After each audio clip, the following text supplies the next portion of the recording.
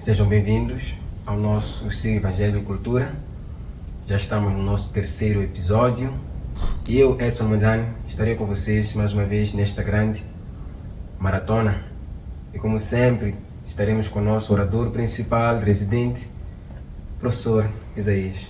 Professor, como é que está? Estou bem, graças a Deus, e agradeço a oportunidade de estar convosco aqui.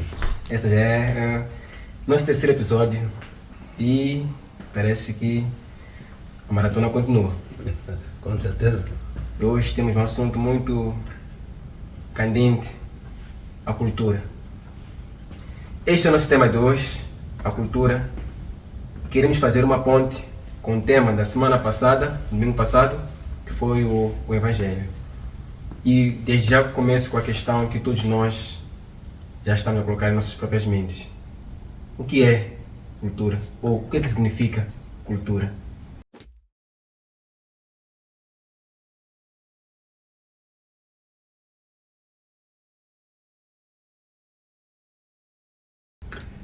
Cultura é um conceito bastante amplo e diversificado, mas podemos, na verdade, definir cultura como um conjunto de tradições, crenças e hábitos que as pessoas têm que determina a realidade social de um grupo. Esse grupo social tem os seus hábitos, seus costumes e as suas crenças. E essas crenças, costumes e hábitos são transmitidos geralmente através de vários meios. Pode ser através do ensino, através das experiências que se tem, e é transmitido de geração em geração. Portanto, é nesse sentido que podemos falar de cultura. É muito interessante que já no século XIX, indo para o século XX, um antropólogo britânico, Edward Tylor, ele chegou a definir cultura como sendo todo aquele complexo que inclui o conhecimento, as crenças, a arte e moral, a lei, os costumes e todos os outros hábitos e capacidades adquiridos pelo homem como membro da sociedade. Portanto, é por isso que chegamos a dizer que a cultura é muito adversa, porque no mesmo país podemos ter várias subculturas de região para região. Esta pluralidade de culturas que a gente tende a encontrar em vários países, concretamente em Moçambique, em algum momento não chegam a criar algum choque com o Evangelho, este tema que abordamos no encontro passado. É muito interessante, Edson, que você levanta a pergunta sobre o choque que pode acontecer com a cultura, porque, como eu disse, a cultura é esse complexo, esse conjunto dessas tradições e costumes, mas esses costumes não são necessariamente alinhados com as escrituras. Então imagine, por exemplo, o conceito que o moçambicano ou africano tem de Deus é que Deus é um ser que é removido do ser humano, está bem distante, que não é possível a comunicação com ele. A nossa cultura não entende um Deus imanente ou presente, um Deus pessoal ou relacional. Então ele está removido. A única forma, de acordo com a cultura, que o homem pode comunicar-se com esse Deus que está distante é por meio de espíritos ancestrais. Então eles vão para árvores frondosas ou mesmo a algum canto da casa ou em um lugar designado e começam a clamar por tantos espíritos quantos podem lembrar, dizendo: vocês que estão mais perto desse Deus, levem as nossas preces. Por quê? Porque entende-se que aqueles que morem e entram no mundo espiritual ficam mais perto de Deus e nós outros não temos essa capacidade. E, na verdade, ficar perto de Deus é algo terrível, difícil, porque podemos ser consumidos. Bom, ainda nesta sendo, quando nós abordamos a hermenêutica ou a exegese textual, um dos aspectos que é muito levantado é a questão da cultura. É importante entender a cultura de determinado povo nas Sagradas Escrituras para que possamos perceber exatamente o que o autor quis dizer naquele tempo, para que possamos fazer a devida aplicação em nosso tempo. Diante disso, há quem pode questionar se a Bíblia foi escrita para uma determinada cultura, numa época circunscrita bem específica, não estaria ela a servir como uma forma de imposição para uma determinada cultura, ao ponto até de haver uma crise de identidade? Vamos dizer o seguinte: a Bíblia é, por definição, a revelação de Deus e de seus propósitos aos homens, independentemente da cultura que estes homens possam viver. É certo que quando os autores usados por Deus escreveram, eles estavam num contexto real, estavam com um auditor real, mas os princípios emanados nessas mensagens contextualizadas, elas são transculturais, em outras palavras, elas transcendem toda e qualquer cultura. Por isso, quando o pregador que preze este nome se prepara para falar ao seu auditório, à sua congregação, ele passa por alguns passos importantes para que consiga conectar o ouvinte contemporâneo com o ouvinte original. O que é que ele faz? 3 passos que ele faz. Primeiro, entra no que nós chamamos de esboço exegético. Significa ir ao texto tal como ele se apresenta na passagem bíblica e ver como é que aquele esqueleto esteve desde o começo. Depois ele vai para o segundo passo, que chamamos de esboço teológico. Aí é onde ele vai extrair verdades atemporais ou princípios teológicos que transcendem os tempos. O que é que está sendo ensinado mesmo? E depois vai entrar no terceiro passo, que chamamos de esboço homilético, onde ele agora está a pegar o que viu no esqueleto exegético, aquelas verdades atemporais teológicas, e agora como é que eu posso falar isso para este auditório hoje?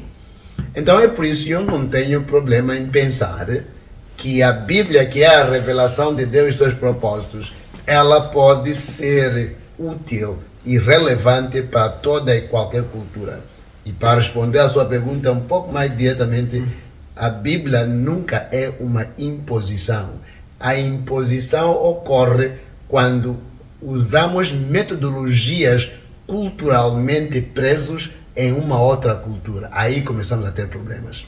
Mas Bíblia, como Bíblia, ela é relevante transculturalmente. Bom, então, eu queria perceber, mas este último ponto que o professor abordou, a imposição de uma cultura em detrimento da outra. Não sei se o professor poderia abordar mais esse aspecto, ou aprofundar mais um pouco. Deixa-me explicar o que eu quero dizer, a interferência de uma cultura na outra. Uma das palavras que é muito comum na antropologia cultural aplicada a missões é a palavra contextualização. Essa palavra vem por causa desse dilema. O que acontece quando um missionário, pregador de uma cultura entra na outra cultura? Onde é que ele encontra pontos de congruência, pontos de conexão? Então, o que vem de fora, ele tem que saber que além da cultura bíblica, tem a sua própria cultura e está a entrar na outra cultura.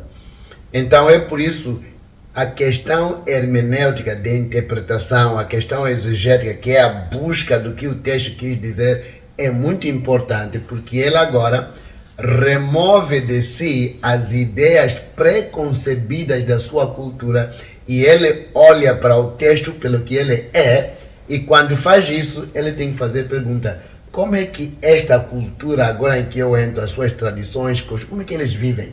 Então, ele consegue fazer essa transição sem deixar que a sua cultura seja imposta em outras pessoas.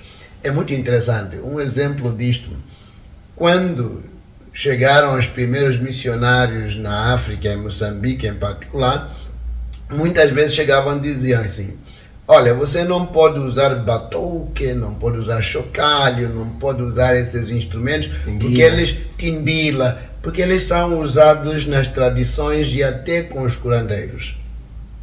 Então, use piano, use guitarra. E agora começo a pensar, onde é que isso está escrito? O jazz que tinha lá na sua terra e o piano que era usado nas discotecas, em que é que isso é diferente com o batuque, timbila nosso? O problema não é instrumento, a questão é onde é usado e para que propósito. E quando se usa com propósitos corretos, certamente esquece esse instrumento, pense na motivação que te leva a fazer o que faz. A minha motivação na igreja é centrada na adoração e louvor a Deus. Posso usar o piano, posso usar a timbila, posso usar batuque, tudo isto para a honra e glória de Deus. É onde o missionário, mesmo o missionário nacional, eu fui missionário no outro país, quando chegas em uma subcultura dentro do próprio país, tens que perceber como é que este povo pensa sobre alguns assuntos. Por exemplo, eu tive a questão de ritos de iniciação quando trabalhei em Nampula e comecei a perceber que eu não entendia nada disto, porque onde eu saí não tinha nada disto. Então tive que aprender o que é que o povo quer dizer com isso e por que que o povo faz isso. Então consegui usar isso como um ponto de conexão quando estava falando sobre o batismo, integração, a nova comunidade de fé, assim como nesses ritos o jovem está sendo preparado para que se integre adequadamente na comunidade. Então, quando evangelizamos, preparamos e batizamos, estamos integrando alguém na comunidade de fé. Então, usei isso como ponto de conexão para transmitir o evangelho. Portanto, o missionário ou o pregador precisa de ser sensível às questões culturais. Bom, a pessoal daí de casa, eu estou a tentar me segurar o máximo possível para não entrar em aspectos muito específicos, porque a nossa série tem em vista abordar alguns aspectos bem específicos da cultura que abordaremos mais em frente. É por isso que estamos muito focados em definir o conceito de cultura e dar alguns exemplos sem querer necessariamente entrar em aspectos bem específicos que já aguardamos e pretendemos abordar nos episódios que estão por vir. Professor, ainda continuando nessa perspectiva, eu queria entender até que ponto a cultura pode ser má em relação ao Evangelho? Ou até que ponto a cultura pode ser tendenciosa numa perspectiva negativa? Vamos começar aqui. Entende-se que, independentemente da cultura que o homem vive, o problema dele não é esse conjunto de costumes e hábitos que ele tem. O problema é o que aconteceu no Jardim do Éden, é o pecado. E o pecado é uma realidade em todas as culturas. E no desenvolvimento dessa cultura, alguns hábitos foram recebidos como coisas boas, mesmo contrariando as Escrituras. Então, quando você chega com o Evangelho, então encontramos que a Bíblia, o ensinamento da Bíblia começa a entrar em choque, porque a cultura assimilou uma maneira de viver, a cultura aceitou um aspecto de conduzir-se, e agora a Bíblia diz não, para vivermos em harmonia com Deus e em harmonia uns com os outros, aqui estão os princípios. Jesus vai dizer, devem se amar uns aos outros, desta forma todas as pessoas vão entender que vocês são meus discípulos. E o ódio não vai ter lugar. E quando tens problema, falas com Deus, porque Deus é todo poderoso e Ele pode interagir em sua situação. não precisas de gastar o dinheiro em ir ao curandeiro para consultar quem não gostou de mim e usou algumas forças estranhas para poder retaliar-se de outra forma. Então é onde o Evangelho começa a entrar em conflito, porque o Evangelho vai centralizar-se em Deus, e quanto à salvação, Cristo é o Redentor, e a cultura vai dizer, sabe, eu preciso de ter isto, mas aquilo outro. Existe um escritor que chegou a dizer de Cristo, o ancestral, para dizer que ele é diferente dos outros espíritos ancestrais. Mas o que ele fez? Ele adicionou mais um ancestral no arsenal de ancestrais que o povo já acreditava. Então, vais perceber que não precisamos de artífices para tentar contornar. Temos que ser bem diretos e confrontar a cultura tal como ela é. Então, há choques sim, mas não são choques sem saída, porque a Bíblia diz, conhecereis a verdade e a verdade vos libertará.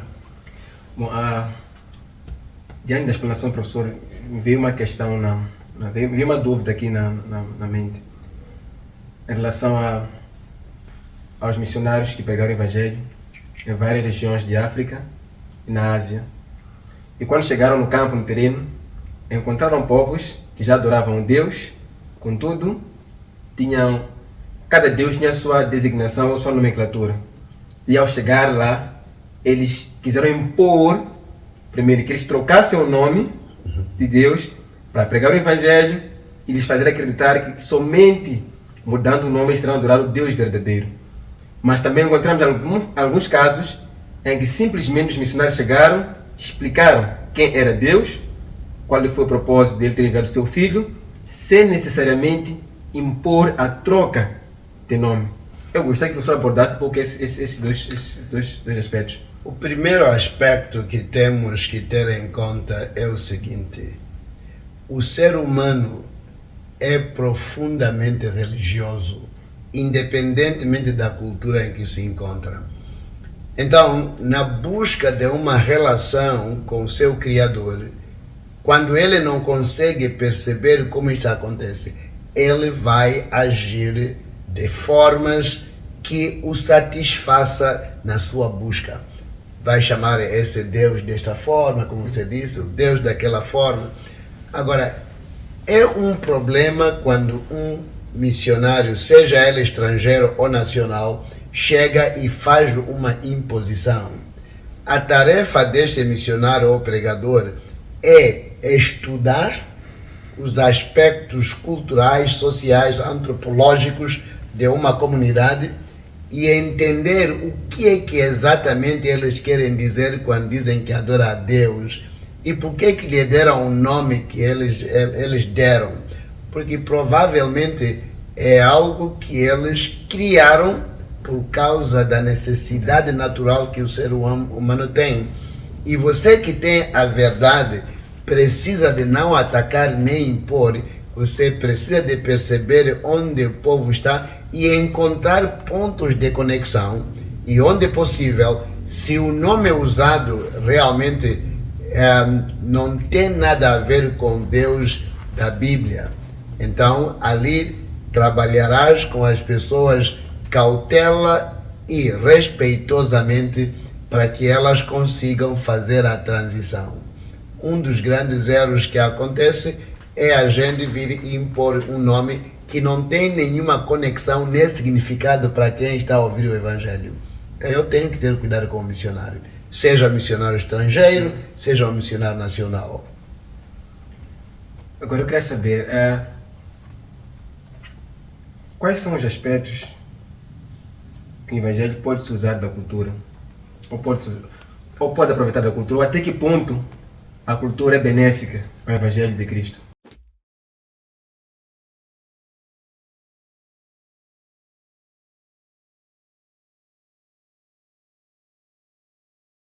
Obrigado pela pergunta, porque na verdade devia ter falado um pouco disso antes.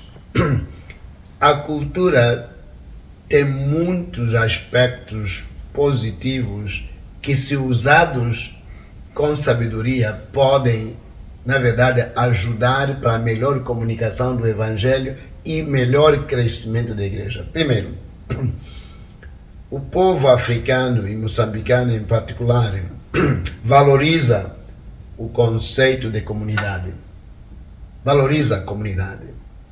E se valoriza o conceito de comunidade, veja, a igreja devia ser uma comunidade de fé.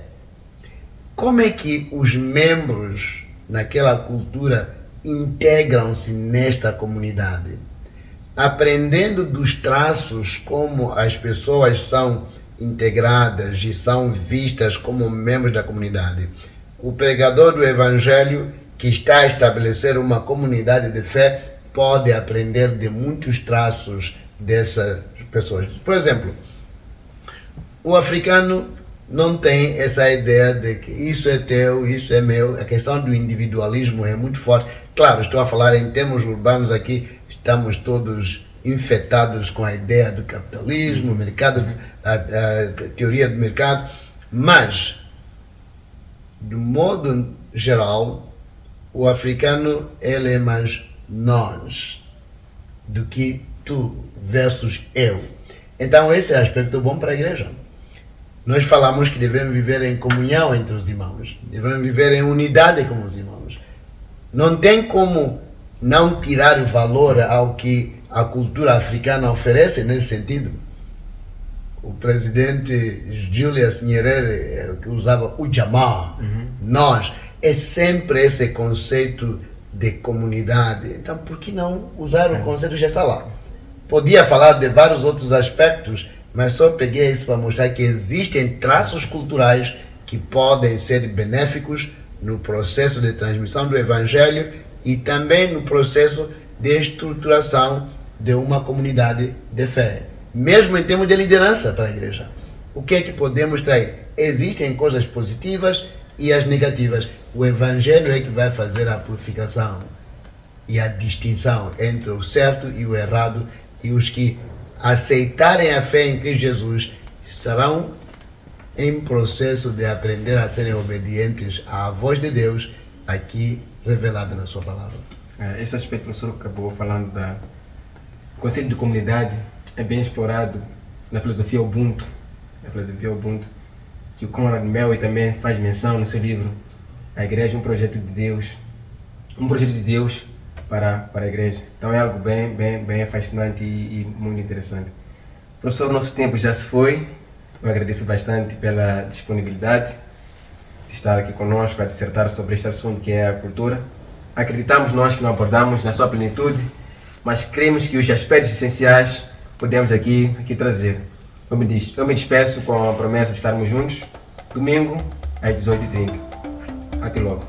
Até logo.